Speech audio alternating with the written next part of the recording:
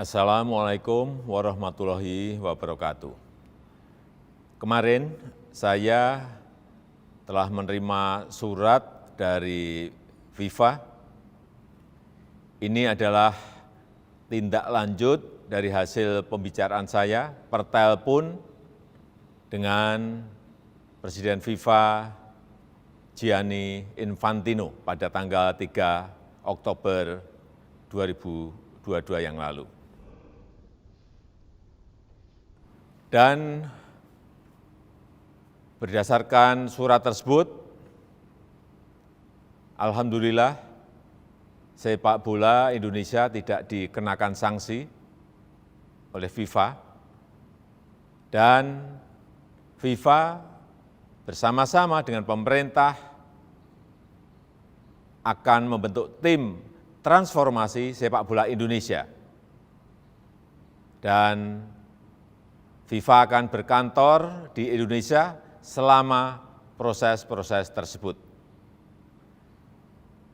Selain itu, akan dilakukan langkah-langkah kolaborasi antara FIFA, AFC, dan pemerintah Indonesia untuk yang pertama, membangun standar keamanan stadion untuk stadion-stadion yang ada di negara kita Indonesia. Yang kedua, memformulasikan standar protokol dan prosedur pengamanan yang dilakukan oleh pihak kepolisian berdasarkan standar keamanan internasional.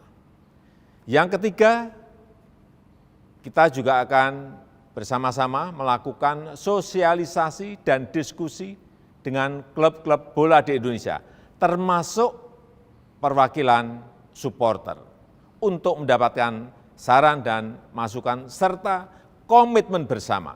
Yang keempat, tentang pengaturan jadwal pertandingan yang memperhitungkan potensi risiko yang ada. Serta yang kelima, pendampingan dari para ahli di bidangnya. Nanti Presiden FIFA akan datang ke Indonesia pada Oktober atau November untuk berdiskusi dengan pemerintah. Terima kasih.